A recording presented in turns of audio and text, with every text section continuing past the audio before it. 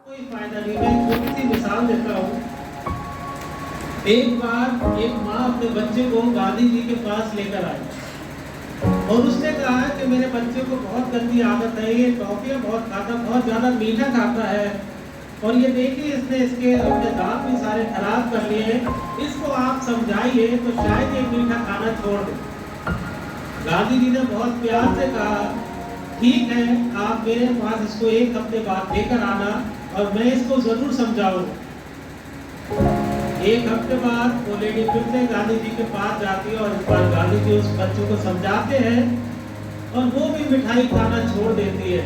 और बड़े आश्चर्यचकित होकर वो महिला गांधी जी से पूछती है कि आपने मुझे एक हफ्ते बाद क्यों बुलाया, आप उस दिन भी समझा सकते थे तो मेरा बच्चा समझ जाता था। गांधी जी ने कहा, मैं उसको क्या समझाता, मुझे खुद ही मीठा खाने की आदत थी, इसलिए पहले मैंने छोड़ी, फिर उसको हिदायत दी कि बेटा खाना छोड़ दे। यानी कि हम भले चाहे ऊंची ऊंची आवाजों में प्रीच करें, चाहे कुछ भी कर ले, लेकिन अगर उसको हम अपनी जिंदगी में फॉलो नहीं करते हैं तब तक उसका कोई मायने नहीं है। लेकिन जब जो हम प्रीच करते हैं, जो कहते हैं लोगों से, वो अपने जीवन में भी उतारते हैं, तब उन शब्दों में जान आ जाती है। और कल मैंने बताया कि जब हमारा पहला डेली नाइट सीजन का था तो हमने बताया कि किस तरह से प्रभु यीशु मसीह ने अपने आप को तैयार करा एक रिगरस प्रैक्टिस के द्वारा।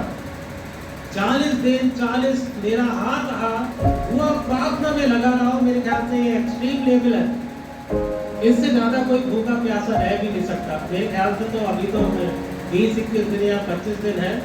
डॉक्टर साहब बिना खाने पीने के कितने दिन तक सरवाइव कर सकता है? 4-5 दिन। और प्रभु यीशु मसीह ने 40 दिन 40 रात मेरा हाथ रहकर अपने आप को तैयार करा। आपको मालूम है जो रेगिस्तानी इलाके होते हैं उनकी खासियत होती है, दिन में जितना ज्यादा गर्म होते हैं रात में उतना ही ज्यादा ठंडा हो जाते हैं। तो प्रभु यीशु मसीह ऐसे एक्सट्रीम क्लाइमेट में अपने आप को तैयार करा। और आप सोचते होंगे अरे वो तो परमेश्वर के पुत्र थे, उनको क्या अपने आप को तैयार करने की जरूरत, वो तो तैयार होकर आए थे। नहीं, अगर आप ऐसा सोचते हैं तो आपकी धारणा, आपकी मान्यता गलत है। क्योंकि प्रभु यीशु मसीह 100% ह्यूमन था और 100% गॉड था। प्रभु यीशु मसीह को भी इतनी तकलीफ हुई होगी जब उनके कोड़े पड़े हुए जितने आपको और मेरे को। और प्रभु यीशु मसीह ने अपने आप को तैयार करा। मैं कल बता रहा था कि किस तरह से प्रभु यीशु मसीह आखिरी फसा लेने जा रहे हैं, फिर भी इतने काम और कूल है, कितना तैयार किया होगा प्रभु यीशु मसीह ने अपने आप को। क्योंकि बड़े से बड़ा जो क्रिमिनल होता है, अपराधी होता है ना, अपनी मौत को देख के खौफ खा जाता है। लेकिन प्रभु यीशु मसीह अपने चेलों के साथ फंसा खा रहे हैं और प्रभु यीशु मसीह के दिल में कुछ ना कुछ तो जरूर चल रहा होगा। लेकिन प्रभु यीशु मसीह ने उस पर फिर भी काबू पाया। और जब तक कि आप अपने आप में काबू नहीं पाते ना, आपके वाणी और आपके कर्म का एक दूसरे के साथ नहीं चलते। उसके लिए अपने आप को तैयार करना पड़ता है, उसके लिए आपको एक लंबी तैयारी करनी पड़ती है। और पौलुस कहता है कि मैं अपनी देह को मारता कूदता उससे वश में लेकर आता हूँ, ताकि जो समाचार मैं प्रचारित करूँ कहीं ऐसा ना हो अनुचित रीति के द्वारा मैं ही गुनहगार ठहरूं ना। कि ऐसा नहीं है कि मैं सिर्फ प्रीच कर रहा हूँ और मैं मेरे काम दूसरे। उसने कहा नहीं, मैं अपने आप देह को मारता पीटता और बस में लाता हूँ, ताकि जो मैं प्रीच करूँ वो मेरी जिंदगी में भी दिखना चाहिए। और पौलुस ने प्रभु यीशु मसीह के प्रचार के लिए, सुसमाचार को फैलाने के लिए उसने अथक प्रयास करा। मैं चाहता हूँ कोई निकाले 1 मिनट पढ़ने के लिए। दूसरा कुरिन्थियों 11 उसके 23 पद से आगे पढ़ेंगे। कुरिन्थियों 11:23। देखिए कितना उसने परिश्रम करा परमेश्वर के सुसमाचार को फैलाने के लिए। क्या वे भी मसीह के सेवक हैं? मैं पागल के समान कहता हूँ, मैं उनसे बढ़कर हूँ। क्या वही मसीह के सेवक हैं? लेकिन मैं कहता हूँ मैं उनसे बढ़कर हूँ। आगे बेटा।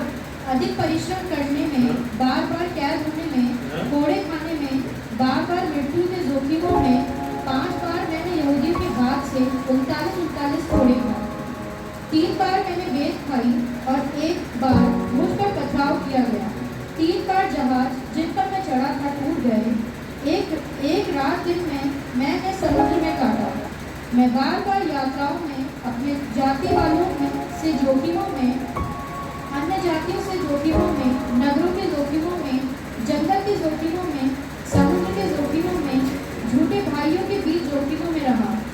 परिश्रम और कष्ट में, बार बार जागते रहने में, भूख प्यास में, बार बार उपवास करने में, जाड़े में उघाड़े रहने में और अन्य बातों को छोड़कर जिनका वर्णन मैं नहीं करता, सब कलीसियाओं की चिंता प्रतिदिन मुझे दबाती है।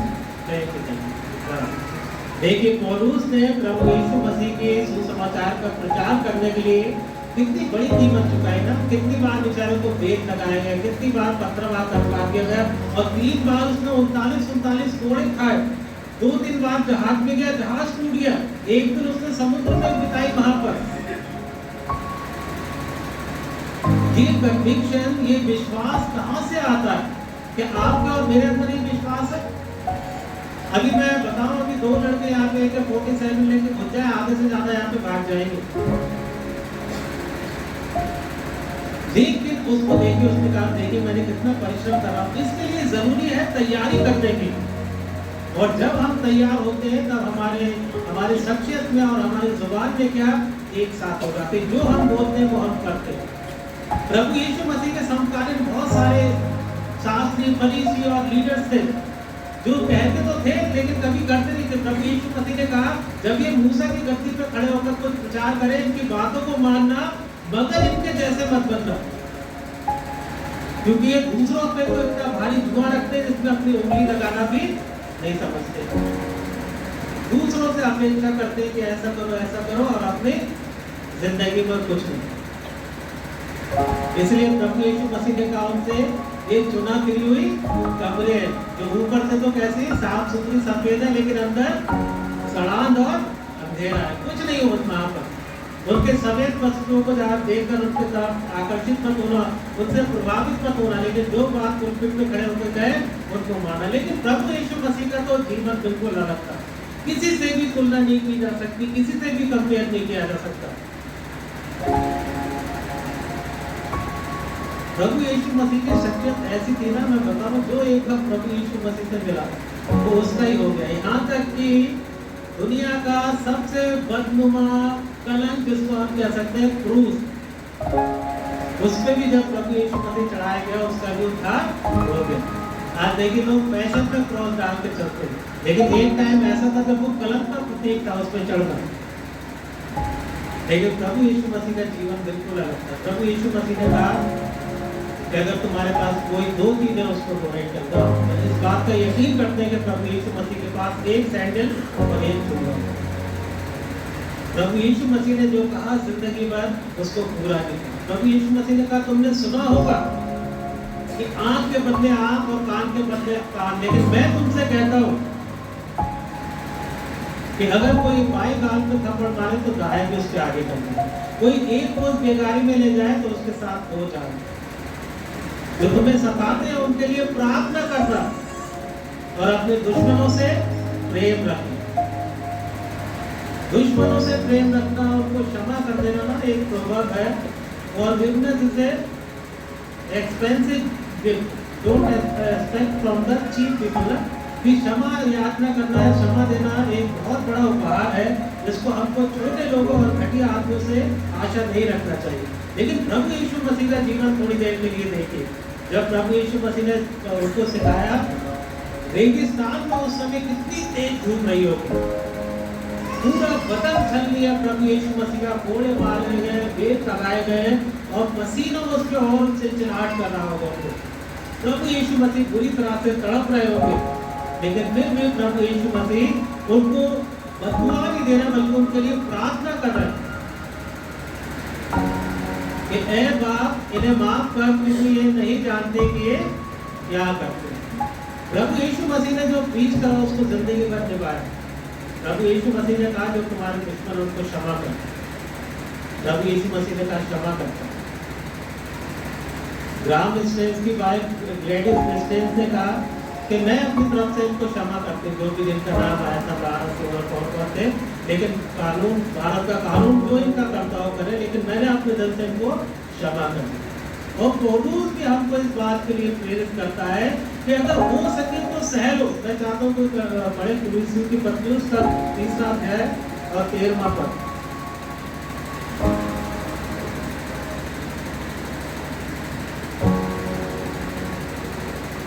और यदि किसी को किसी पर दोष देने का कोई कारण हो तो एक दूसरे की सह लो और एक दूसरे के अपराध क्षमा करो, जैसे प्रभु ने तुम्हारे अपराध क्षमा किए वैसे ही तुम भी करो।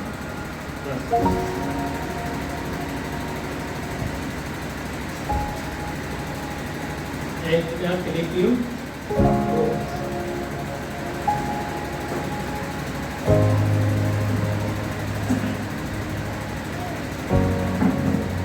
और 5 पद में उसके आगे ऐसा लिखा है, जैसा मसीह यीशु का स्वभाव था वैसा तुम्हारा भी स्वभाव हो, जिसने परमेश्वर के तुल होकर भी परमेश्वर के तुल होने को अपने वश में रखने की वस्तु ना समझा, वरन अपने आप को ऐसा शुरू कर दिया और दास का स्वरूप धारण कर लिया और मनुष्यों की समानता में हो गया और मनुष्य के रूप में प्रकट होकर अपने आप को दीन किया और यहाँ तक आज्ञाकारी रहा कि मृत्यु, हाँ क्रूस की मृत्यु भी सह ली। प्रभु यीशु मसीह ने अपना को खाली कर दिया, कोई किसी बात का घमंड नहीं, कोई ईगो नहीं। प्रभु यीशु मसीह शुद्ध जल की तरह थे। अगर आप चाहते हैं कि प्रभु यीशु मसीह आपकी जिंदगी में काम करे या आप प्रभु यीशु मसीह के लिए हजारों लोगों के लिए उद्धार का जरिया ठहरे, तो इसलिए जरूरी है जो वचन आपने सुना है उसको अपने जीवन में उतारे, अपने आप को खाली कर दे, शुद्ध कर दे। तब हम प्रभु यीशु मसीह की समानता और स्वरूपता में बढ़ते जाएंगे। अगर हम ऐसा नहीं करते हैं तो ये समय मिलता जाएगा जो अनुग्रह काल है 2027 दिखाएगा परमेश्वर, उसमें एक बार लैंड सीजन ऑब्जर्व कर लेंगे, 28 दिखाएगा 29, लेकिन एक दिन है, एक सीजन ऐसा भी आएगा जिसको ना मैं ऑब्जर्व कर पाऊंगा ना आप कर पाएंगे ना, क्योंकि हमारे जीवन का कोई भविष्य नहीं। वो बेचारा गरीब तो नहीं था, ब्रिगेडियर पीके जोशी देहरादून में बेचारा मॉर्निंग वॉक पे निकला और 2 गाड़ी आपस में एक दूसरे के ऊपर फायरिंग करती हुई जा रही थी, 1-2 फायर उसके लगे वो वहीं ढेर हो गए। तो जीवन का कोई भरोसा नहीं। हमारा जीवन वो गाते हैं ना, यीशु का नाम सुनता है, कैसे एक बुलबुला है, एक चंदन की लकड़ी, एक शीशे का घर है जो कभी भी नष्ट हो सकता है। इसलिए जरूरी है कि हम समय रहते अपने आप को जांच और करके और अपने आप को प्रभु यीशु मसीह के मानन बना ले, ताकि सच्चे मायनों में हम प्रभु यीशु मसीह का जब आगमन हो, और जो मैं यहाँ तक विश्वास करता हूँ जो बहुत जल्दी है, हम सबको अपने साथ बादलों में उठाएं। खुदा आप सबको बरकत दे। आइए हम प्रार्थना करें। तमाम बरकतों को देने वाले पिता परमेश्वर बड़ी धीरता और नम्रता के साथ अपने स्वरों को आपके सामने करते हैं। पिता परमेश्वर, हम चाहते हैं कि जितने लोग हैं पिता परमेश्वर सबको आपका नाम लेके बरकत देना। आज का वचन पिता परमेश्वर हम सबके जीवन में बना रहे, क्योंकि पिता परमेश्वर प्रभु यीशु मसीह रंगीपन को पसंद नहीं करता, वो दिलों और लोगों को जानने वाला परमेश्वर है। इसलिए हम चाहते हैं कि पिता परमेश्वर जिसको बोले उस पर शब्दशः उसका पालन भी करें, ताकि सच्चे मायने में हम प्रभु यीशु मसीह की दीन दौलत समानता में बढ़ते जाए। यहाँ को उपस्थित तमाम जनों को नाम लेकर बरकत देना। आमीन। Hey guys, thanks for watching this video. We hope that you like this video. If you like this video, give it like, share this video to your beloved ones, colleagues and families, and comment us your favorite part in this video. Even follow us on Instagram, Facebook, and subscribe to our YouTube channel. God bless.